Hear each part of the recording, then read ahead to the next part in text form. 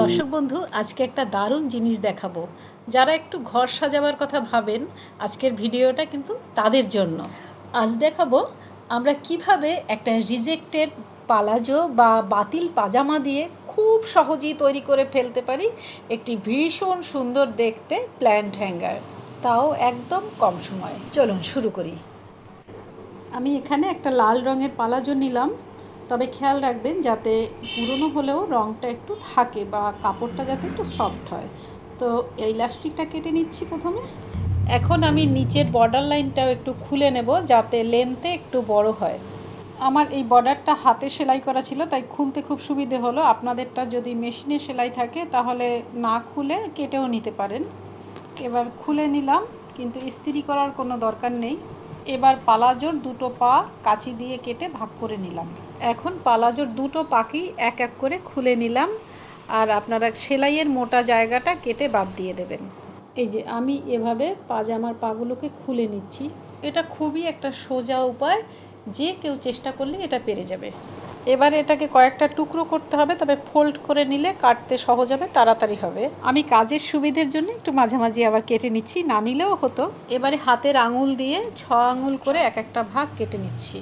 তাহলে পাজামার এক একটা ভাগ থেকে আমি 6টা করে এরকম টুকরো পেলাম। এবারে এই টুকরোগুলোকে একটু জুড়িয়ে নিতে হবে, এইভাবে দুটো দুটো করে জুড়িয়ে নিচ্ছি। এবারে বন্ধুরা একটু খেয়াল করে শুনুন, আপনি পাজামার যে দুটো ভাগ আছে তার থেকে আপনি টোটাল 12টা টুকরো করলেন। সেই 12টা টুকরোকে 3 ভাগে ভাগ করতে হবে, তাহলে এক এক ভাগে পড়লো 4 টুকরো করে। 4 টুকরোকে পরপর আমরা জুড়িয়ে নিচ্ছি, তাহলে টোটাল দাঁড়ালো 3টে। এই 3টে টুকরোর একদম শেষ ভাগ এরকম মিলিয়ে বেঁধে নিতে হবে, অথবা এভাবে গিট দিয়ে নিচ্ছি। এই গিট বাঁধা অংশটি ভারী কিছু তলায় একটু চেপে ধরতে হবে, বা বাড়ির কাউকে বলতে পারেন একটু ধরে থাকতে। এই 3 ভাগ গুছিয়ে নিয়ে আমি এবারে চুলের বেনি করে যেভাবে সেইভাবে বাঁধবো। এইভাবে কাপড়ের ধারগুলো একটু ভেতরের দিকে দেওয়ার চেষ্টা করবেন, নইলে মেশিন থাকলে বাড়িতে মেশিনে সেলাইও করে নিতে পারেন, তাতে সুতো উঠবে না। আমি সেলাই করিনি, যেহেতু কাপড়টা খুব নরম, অনেকটা গেঞ্জি কাপড়ের মতো। এইভাবে তাড়াতাড়ি বেঁধে নিচ্ছি। খেয়াল রাখবেন যে দড়িটা যাতে, মানে এই বেনিটা যাতে 4-5 মিটার লম্বা হয়।